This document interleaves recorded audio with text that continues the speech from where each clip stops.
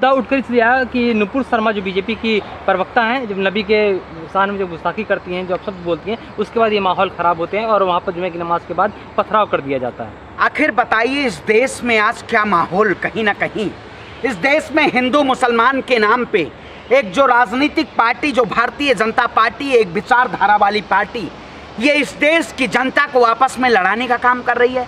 आखिर आपने देखा होगा जो कानपुर की जो घटना, ये कहीं ना कहीं एक विशेष पक्ष को टारगेट करके और देश की अस्मिता को और उत्तर प्रदेश को जो लोग कहते थे उत्तम प्रदेश बनाएंगे, आखिर वो गरीब और मजलूम के घरों पे आप जो बुलडोजर चलवाने का बात कर रहे हैं, आखिर क्या मैं कहता हूँ उसकी सीबीआई जांच होनी चाहिए और सैटेलाइट के फुटेज के जरिए वहाँ पे एक एक जांच होना चाहिए। आखिर जो लोग कह रहे हैं कि सिर्फ एक पक्ष इसका जिम्मेदार है, पथराव केवल मुस्लिम पक्ष की तरफ से आया है, आखिर सैटेलाइट फुटेज के द्वारा उसकी जांच होनी चाहिए और जितने लोगों के खिलाफ कार्रवाई, चाहे वो हिंदू पक्ष का हो चाहे मुसलमान पक्ष का हो, जो लोग देश में हिंदू और मुसलमान के नाम पे आपस में लड़ाने का काम करते हैं, उनके खिलाफ कार्रवाई होनी चाहिए। आखिर एक तरफा अगर योगी जी कार्रवाई करते हैं तो ये कहीं ना कहीं देश की अस्मिता के लिए और देश में लोकतंत्र का खात्मा कहीं ना कहीं हो रहा है। मैं कहता हूँ चाहे हिंदू पक्ष का हो चाहे मुसलमान पक्ष का हो, अगर आप बताइए वो जुमे की नमाज पढ़ते हैं, आपको क्या जाना जरूरी है? किसी के धार्मिक स्थल पे, किसी के धार्मिक जगह पे, वो धर्म के नाम पे क्या आपको लोगों को लड़ाना जरूरी है? वही एक कहावत है, हिंदू कहे मोहराम प्यारा, तुर्क कहे रहमान, आपस में दो लड़ मरे, सत्ता मजे में ले रही है। मरन न जाना को सत्ता मजे की बात कर रही है ना। आज सत्ता जो रोटियां सेंक रही है हिंदू मुसलमान के नाम पे, और एक तरफ आप देख रहे होंगे नुपुर शर्मा, एक तरफ देश में एक आस्था को ठेस पहुंचाने का, किसी के धर्म के ठेस पहुंचाने का, एक ऐसे अभद्र टिप्पणी का, ऐसे शब्दावली का प्रयोग किया जाता है, लेकिन उनके खिलाफ कार्रवाई होती है और उनको जेल की सलाखों के पीछे नहीं डाला जाता। आपका भी दिन आ गया है, आपको भी जेल के सलाखों के पीछे ये सरकार माइक पकड़ने के दोष में आपको गिरफ्तार कर देगी। बिल्कुल, ऐसा क्यों? आपने देखा नहीं होगा कितने लोगों को माइक पकड़ने, आज पत्रकारिता को कौन से स्तर पे ले जाया जा रहा है, आज देश के लोकतंत्र को कौन से स्तर पे ले जाया रहा है। क्या इस देश में हिंदू और मुसलमान का मुद्दा है केवल? क्या इस देश में बताइए केवल हिंदू मुसलमान का मुद्दा है? महंगाई का मुद्दा नहीं है, बेरोजगारी मुद्दा नहीं है, स्वास्थ्य मुद्दा नहीं है। आप लोग माइक के जरिए स्ट्रीम मीडिया इस देश को तोड़ने के लिए कहीं ना कहीं हिंदू मुसलमान करती है। अगर अब देश में हिंदू मुसलमान की बात नहीं होगी, कहीं ना कहीं देश की एकता की बात होगी। जिस तरह से सुनिए, पहले सुनो, कान में क्या गरम तेल डाल लिए हो? सुनाई नहीं दे रहा है कि वही हिंदू मुसलमान लड़ाने का स्ट्रीम मीडिया का वही काम हो गया है, केवल हिंदू मुसलमान लड़ाते रहिए। आखिर जो सरकार कहती थी सबका साथ, सबका विकास, सबका विश्वास, सबका प्रयास, आखिर उस सरकार ने सबका विश्वास कहाँ पाने का काम किया? उस सरकार ने एक ऐसे तबके को हमेशा टारगेट करके, एक धर्म को टारगेट करके, किसी समुदाय को टारगेट करके और अपनी राजनीतिक रोटियां और राजनीतिक सियासत करने का काम किया। क्या भारतीय जनता पार्टी इस देश में अगर अमन चैन चाहती है तो कहीं ना कहीं ये जो मंदिर के नाम पे, मस्जिद के नाम पे, किसी के जुमे के दिन ये जो पथराव करवा के और एक अशांति फैलाने का काम किया जाता है, ये कहीं ना कहीं जो नमूने हैं उनको बैन करना चाहिए। ये जो संगठन है इस देश के लिए सबसे बड़े जहर हैं।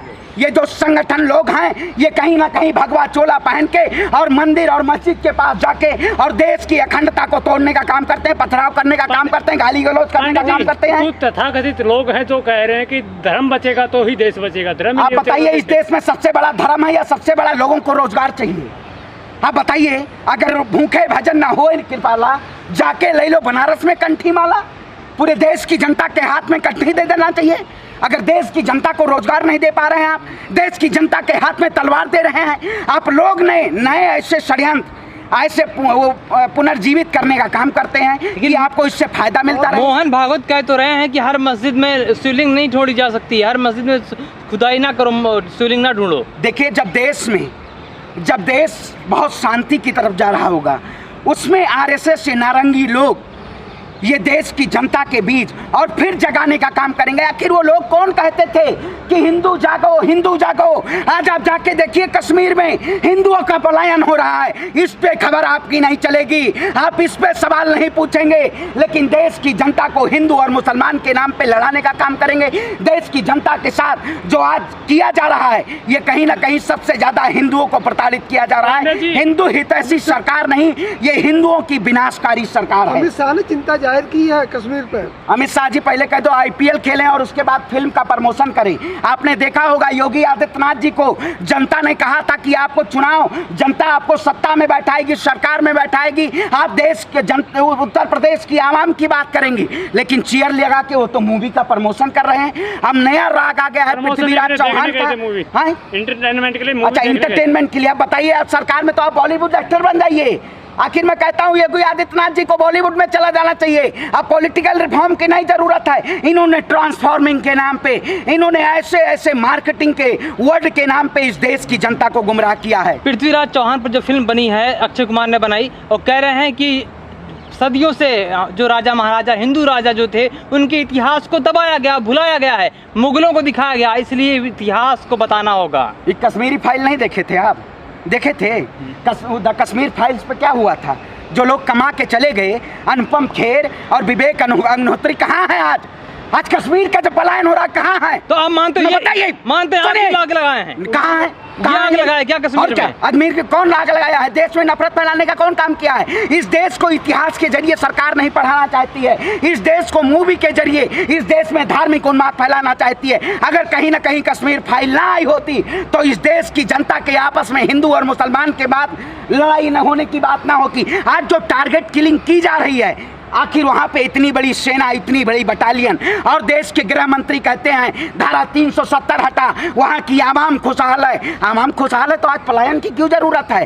कश्मीरी पंडितों को वोट लेने के लिए, कश्मीरी पंडितों का वोट लेने के लिए इस सरकार ने कहीं ना कहीं गुमराह किया है। लगेगी आग तो आएंगे कई घर जद में। यहाँ पे सिर्फ हिंदू का मकान नहीं, ना मुसलमान का, सबका मकान है। आप हिंदू मुसलमान को लड़ाने का काम किए। आप सबसे ज्यादा अगर इस देश में मीडिया कहीं ना कहीं सच्चाई की खबर दिखाने लगे, हिंदू मुसलमान से मीडिया अपने सिलेबस में हटा दे, तो ये देश आज बच जाएगा। लेकिन ये देश आग में झोंकने का काम कर रहे हैं आप पत्रकारिता, राष्ट्रवाद पढ़ा रहे हैं सर, राष्ट्रवाद पढ़ा रहे हैं। अच्छा, सुबह आप देशद्रोह का मुकदमा लगाएंगे और शाम को बीजेपी में चला जाए तो आप उसको देशभक्त कहेंगे। अरे कौन सी देशभक्ति दिखा रहे हैं? अमृत काल चल रहा है। अमृत काल में देश में हिंदुओं का पलायन हो रहा है, कश्मीर में हिंदुओं का पलायन हो रहा है। आजादी का अमृत महोत्सव मना रहे हैं आप। आजादी के अमृत महोत्सव में देश की जनता भूखी मर रही है, देश के युवाओं को रोजगार नहीं मिल रहा है। आप कह रहे हैं ढिंडोरा पीट रहे हैं, विश्व गुरु बनेगा, डंका बज रहा है। अरे माफ करिए, डंका नहीं बज रहा है। कश्मीरी पंडितों को जो पलायन हो रहा है, गृह मंत्री उस पर जवाब दें वरना इस्तीफा दें। देश के गृह मंत्री से इस देश की चंगा है। कौन सा चंगा है? अच्छा, मन चंगा तो कठौती में गंगा। मन कौन सा चंगा है? देश के प्रधानमंत्री या गृह मंत्री का मन चंगा है?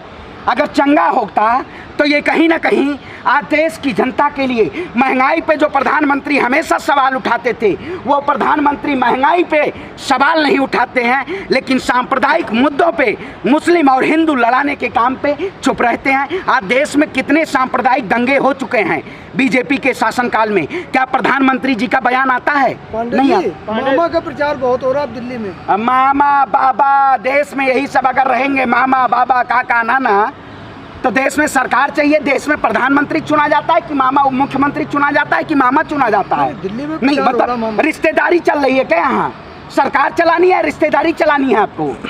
देखिए जिस तरह से ये कहीं ना कहीं इस देश में धर्म और मजहब के नाम पे एक राजनीतिक सियासत और राजनीतिक रोटियां सेकने का काम कर रही है, ये हमारे आवाम के लिए बहुत खतरनाक है। और मैं देश के युवाओं से भी कहता हूँ, आप जागिए, क्योंकि ये सरकार हिंदू के नाम पे इस देश में हिंदू मुसलमान को बांटने का काम कर रही है और एक खाई के जरिए इस देश में पैदा करना चाहती है। जी, इतिहास में पहली बार अगर किसी हिंदू हृदय सम्राट राजा महाराजाओं का इतिहास बताया जाता है किसी मूवी के द्वारा, तो आपके पेट में दर्द क्यों होता है? क्यों आप किताब के जरिए नहीं पढ़ना चाहते? आपका बताइए। अब आपको यहीं कहें आप यहीं रामायण पढ़िए, यहीं गीता पढ़िए, आपको किताब के जरिए नहीं पढ़ा जाना चाहिए कि आप कहीं भी रामायण और गीता लेके बैठ के पढ़ने लगेंगे।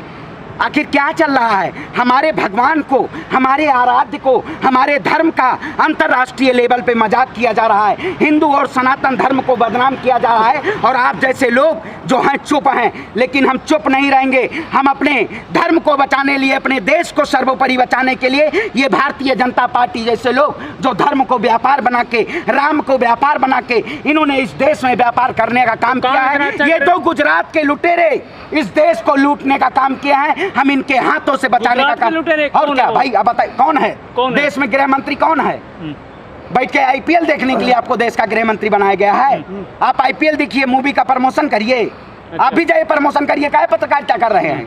तो आपको क्या दिक्कत है मूवी का प्रमोशन? नहीं, आप बताइए दिक्कत क्यों नहीं है? देश की जनता आपसे सवाल नहीं पूछेगी, देश की जनता सवाल पूछेगी। और जो सरकार है ये कहीं ना कहीं इस देश की जनता के साथ नहीं करी है, ये कॉरपोरेट के साथ करी है। अगर कॉरपोरेट तंत्र की ये सरकार है तो इस सरकार को सत्ता से बेदखल किया जाएगा। जो आने वाला चुनाव है ये कहीं ना कहीं भारतीय जनता पार्टी के लिए जनता। देश में तिरंगा बड़ा है या किसी धर्म विशेष का झंडा बड़ा है? तिरंगा बड़ा है भाई, तिरंगा हमारी शान है। मैं तो अगर अपने देश के लिए अगर मुझे कुर्बानी देने पड़ेगी तो मैं तिरंगे में लिपटने का सबसे पहले बात करूंगा। कर्नाटक के एक विधायक साहब ने तो आप ही जैसे तो खबर चला रहे हैं फेमस करने का काम। कोई भी फेमस करेगा, मंदिर के नीचे, मस्जिद के नीचे पिटीशन डाल दे कि यहाँ पे मंदिर है, आप ही तो फेमस कर रहे हैं। भारतीय जनता पार्टी का कोई बयान दे देगा, उसके खिलाफ नुपुर शर्मा एक बयान दे देगी, उसके खिलाफ एफआईआर होगा, जेल की सलाखों के नहीं पीछे डाला जाएगा। लेकिन मैं सरकार के खिलाफ अगर एक ट्वीट कर दूं, सरकार से सवाल पूछ दूं, तो सरकार हमारे ऊपर यूएपीएनएस से जेल की सलाखों के पीछे डालेगी। बात यही है ना, एक विधायक इस प्रकार के बयान देता है। अरे विधायक की क्या जरूरत है?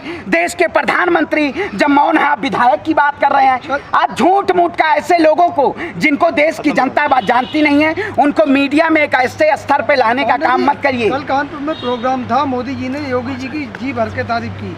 देखिए, तारीफ तो मैं आपकी भी कर रहा हूँ कि आप सबसे बड़े बिकाऊ पत्रकार हैं। बताइए तारीफ नहीं तो वही तारीफ। अच्छा इस देश में कह देना, बिल्कुल आपका लाजमी है ये कहना, क्योंकि आपने आज देखा होगा जिस तरह से स्ट्रीम मीडिया ये कहीं ना कहीं अगर देश में सच्चाई खबर दिखाने का काम करती तो आज देश के प्रधानमंत्री से भी, आज उन्होंने 8 साल हो चुके हैं, अभी तक कोई प्रेस कॉन्फ्रेंस नहीं की। देश के प्रधानमंत्री के सामने सीधे सवाल करना चाहिए था, लेकिन प्रधानमंत्री जी हमारे देश की जनता को जवाब करने का नहीं काम करते। वो केवल पोडियम के सामने खड़े होकर भाषणों के जरिए देश की जनता का पेट भरने का काम करते हैं। जब योगी जी की तारीफ होती है आपको मिर्ची लगती है? देखिए, तारीफ तो बहुत होती है भैया, तारीफ में तो आप वही कहते हैं ज्यादा चीनी में, ज्यादा मिठाई में ऐसे नहीं है कीड़े नहीं पड़ते हैं। तो ये जिस तरह से तारीफ का पुल बांधा जा रहा है, क्योंकि आने वाले समय में सरकार के जरिए हिंदुत्व का एजेंडा लाके इस देश की जनता के सामने जहर परोसने का काम किया जाएगा। अगर इस देश में कैसे लड़ेंगे? ऐसी ताकतों से कैसे लड़ेंगे आप? भाई लड़ नहीं रहे हैं, ऐसी ताकतों से लड़ेंगे। समय है, सत्य परेशान हो सकता, पराजित नहीं हो सकता। हम लड़ाई को लड़ेंगे और इस सरकार को झुकाने का काम करेंगे।